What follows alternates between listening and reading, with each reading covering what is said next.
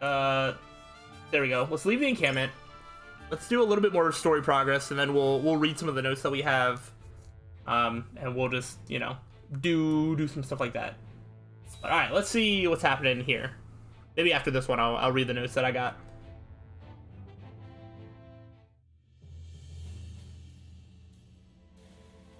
Prince Roland, have you heard about the address at the capital? Roland, did you hear about your death? I have. I won't forgive them for making Her Highness say such horrible things. Enough, Hewitt. But they lied about the king's death. They made it seem like Gustave was justified. Say no more. If Cordelia can endure this, so can we. That's a good point. And as long as she lives, that is enough for me. Forgive me, Your Highness. We all understand how you feel, Prince Roland. No, I apologize. I lost control. I mean, you didn't really right now. Thinking about it will do us no good. We must rise to action. You're actually literally the one that just, like, calmed Hewitt down to make sure that she didn't lose control. So this is the one instance where you apologize for losing control when you really didn't at all. Indeed we must. Everyone knows of your death now. That means we are free to make our next move. Which is? Listen, my friends. Prince Roland of Glenbrook is dead. I am now merely Roland, a warrior who fled a fallen kingdom. Makes sense. I humbly ask for your support until the sun shines upon our royal line once again.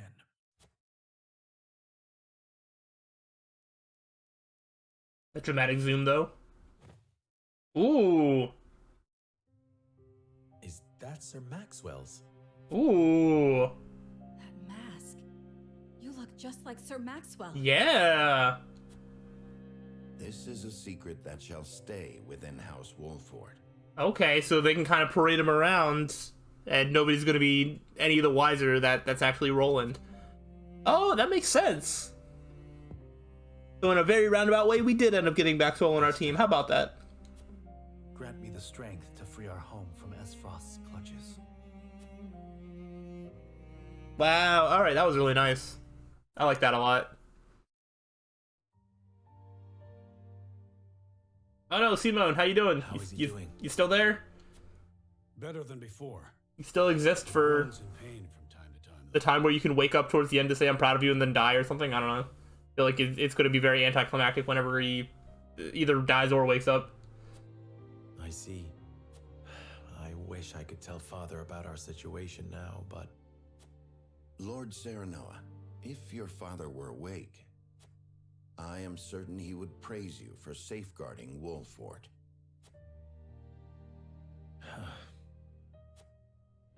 Sad to say, the real trouble is only just beginning.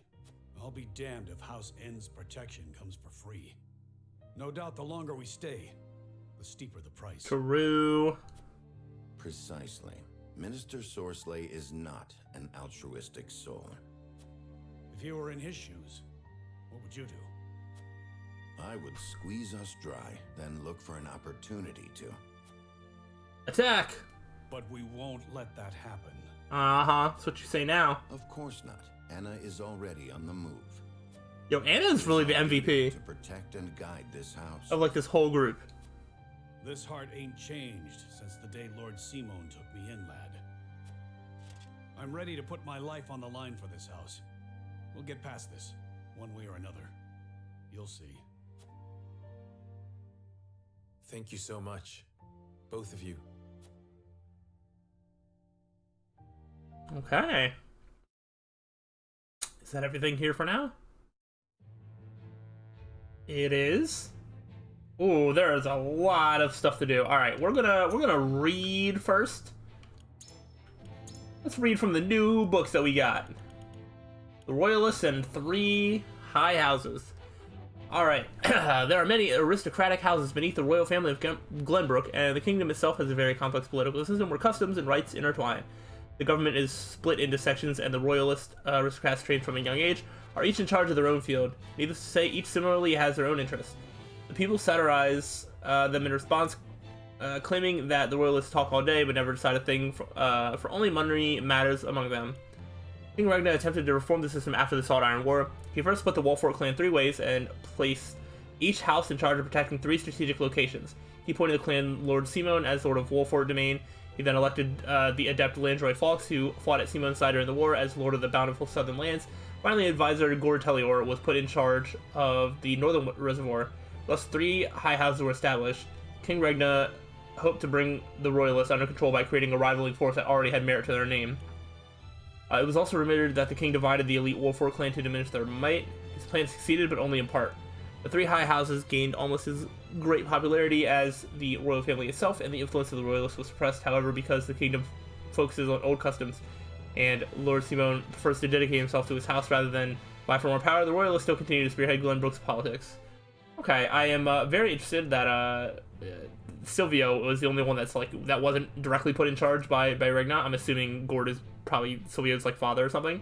So I wonder if there's a more of a story there, or maybe something went bad, or maybe Gord just died of old age and then Silvio just kind of took over, because Silvio is not super dedicated to King Ragnar, and maybe that's why, because he didn't have a direct relationship with King Ragnar. I don't know, or it could just be his nature.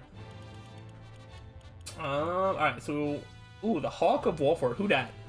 There are no detailed records remaining regarding the ancestors of Glenbrook's famed House Wolfort. According to legend, a single hawk led a traveling warrior to a mountainous area northeast of the kingdom where the small tribes of Fawkes and Tellier resided. The warrior, a distant ancestor of Wolfort, then began to unite the tribes as a house under his leadership. As a result, he was able to maintain his clan's independence despite being in the middle of the 3 nations. His small but elite forces famed throughout the land. Simon, the lord of the clan during the Salt Iron War, held great influence on the battlefield and helped King Ragnar lead the war to its end. At the end of the war, he made a pact with the king, and his house became sword and shield of the crown. The clan was split into 3, Wolfort, Tellier, and Fawkes, and each was given their own domain to govern. Despite Simon being his vassal, King Ragnar holds House Wolfort in special regard and treats the lord with heartfelt respect as both a friend and fellow warrior. The hawk upon the Wolfort coat of arms represents the house's pride and fearlessness, and pays tribute to the hawk that led their ancestor to Wolfort. Very cool. Alright, those who heal the ailing. Okay. Oh, this is just one page. Those who aid the injured and ill can be roughly divided into 3 categories. Apothecaries prescribe a variety of medication, physicians rely upon medicine and surgery, and healers utilize magic to cure the patients. It is critical that those in need get the proper treatment based on their symptoms. Each practice has its own merits, though some nations and people are known to have a preference. For example, the Kingdom of Glenbrook employs mostly physicians, and those in poverty-stricken areas tend to rely more on apothecaries. All 3 are comprehensively studied at Hyzian's Ministry of Medicine. It's said that new medications and healing arts are discovered there every day, and then never shared with anybody else, because nobody other than Hyzian is allowed to benefit from Hyzian's discoveries and whatnot. We know this. And then there should be one more. There we go. It was this last one. Beware the beautiful bandit. A beautiful bandit has been seen around the Wolfort domain, robbing nobles and the wealthy alike. I heard she was spotted around the harbor, so I headed to Wolfort myself and spoke to an eyewitness. We shared drinks at a local tavern, as he told me all he knew. He was a middle-aged man with red hair and knew much more than I anticipated about the woman in question. He described her appearance and personality, but continued on to regale me with tales of her childhood, habits, and least favorite foods. Oh, okay, so you probably talked to her dad or something. Hours passed with no end in sight. I assume that someone so well informed must know how to contact her directly. By the time dawn was breaking, I managed to muster up the courage to tell him I was thoroughly interested and wished to meet her for myself. The man then shouted, "Ha! So you fallen in love with Trish, have you?"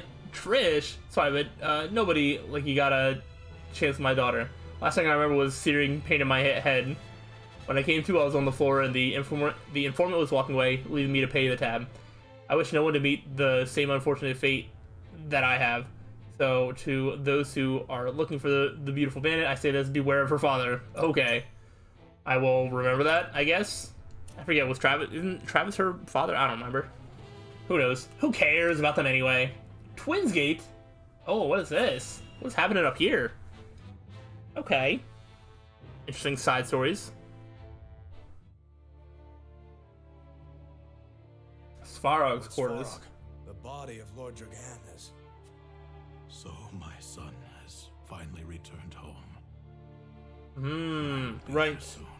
Forgot, he's Dragan's father. Alright, very stern. He's younger brother and uncle to Gustave and Frederica. Okay. And he's given stewardship of the distant Twinsgate away from the Esfrosty seat of government. So they probably don't trust him to be among all of their evil schemes. Is something the matter? I think it better not to look, my lord. And why is that? Wait, did he not hear that Dragan died, or is he just like not willing to accept His it? face, there is no vestige of the handsome lad he once was. Oh, my son. I understand. You are dismissed. Dang. I am so sorry, my boy. Please forgive your pitiful excuse for a father. I will find the one who did this to you. I swear it. I know where you could find him. He's currently chilling in Glenbrook. Being evil, as usual. Alright, let's go way over into Hyzant and see what all the lovely people there are up to. Not being shady or anything.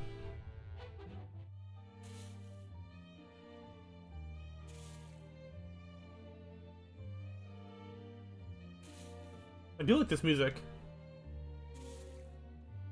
Is that all salt? Oh, this is the source. That was what it was said, and they have the source. Right. That was a dumb question. Ooh, you dropped some. Water. On your feet. Water, please. Get back to work. You aren't the only one who's thirsty. What a great environment this seems to be in the beautiful land of Hyzant, where everybody's happy and nobody's unhappy. No setbacks, I presume? None, sir. We are already well ahead of schedule. Splendid. The ledger, if you would. Yes, sir.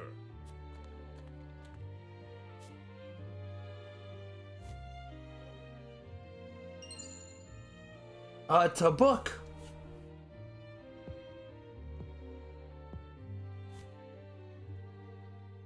I would hate for there to be a problem with our numbers. I will hold on to this for now. Of course, sir. Water. Put the poor thing out of its misery, Booker. Wow, you can't even just give it water. You can't even give this person water. Wow. You must be firm with the Roselle. Show them the slightest mercy, and they'll think they deserve more. Oh my gosh, I hate everybody. Yes, sir. Is it not more work to have to clean up his body than it would have been to just like have some water on hand? I don't know. Am I like too privileged to expect that they live in a place where like they have easy access to water, or like I don't know. I don't really know what their situation is, but I assume with like all of this like water around the entire thing and flowing into it, that like they would have some access to water that they could give off to drink. I don't know. Seems a little crazy to me. I don't get it. Ooh. All right. Anna's up to something, getting us some information, being the true MVP of this group. What you got? I see. So there is an illicit salt trade held outside the auspices of the Norzelia Consortium. In this business, you cannot avoid rumors even if you try. They say sneaking under the Consortium's nose is well worth the risk, but I am not so bold. And who is behind all this? I wish I could say. I am not asking you to tell me for free. Ooh. How generous of you. It's but a rumor, of course, but they say none other than Minister End in Hyzant is pulling the strings. Yeah, I can see that. And some free advice for you, my friend? You'd do well not to get involved. Why? I'm afraid that will cost a separate fee. Oh, but she's got it. Why, thank you. Oh boy. Yeah, I mean, we're getting involved in something else that's dangerous now, I guess. Oh boy. Why does everybody have to be evil? I don't get it. Just be nice and happy and, I don't know, I guess that would make for a very fun video game, but all right, what's happening here? Just as we depart. Do you have a moment?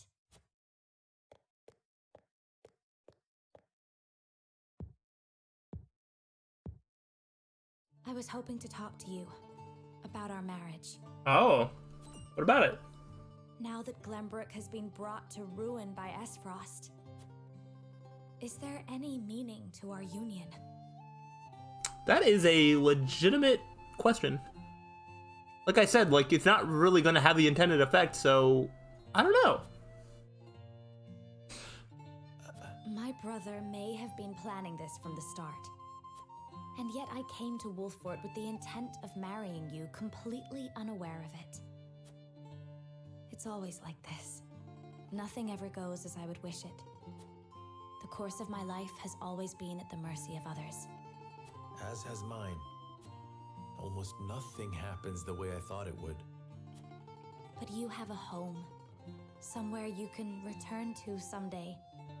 You are surrounded by people who care about you. Oh, you have people that care about you now. As do you, as a member of House Wolffort. Your place is with us now. Serenoa. And though this may sound pretentious, this is a time for you to think about your future and what you must do, Frederica. Just as I am. I suppose you are right. What must I do? Here you are. Yep, we're up here, just chilling. Master Benedict has been searching for you both. Understood. Let him know we will return at once. Okay, so it's just a nice little thing, but yeah, that Frederica raised a question that I didn't even consider. Marriage, I guess, doesn't really mean that much, but You said we received a delivery from Minister Sorsley. I feel like they might still end up getting married. I don't know. Yes, mostly food and materials, plus a considerable amount of coin. That is quite kind of him.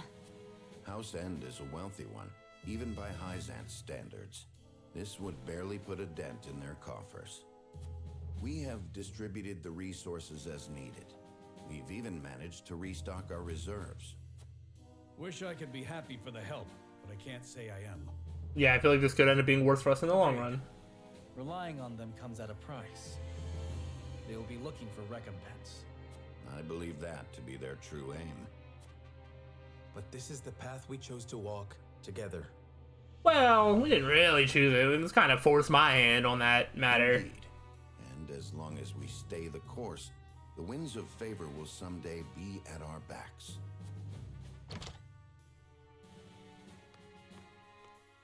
A missive from Minister Sorsley has arrived. I see he wastes no time. What absurd request could he possibly have in store for us? Probably something that we're not expecting. Nothing good, that's for sure. It's probably going to be way worse than anybody wants it to be.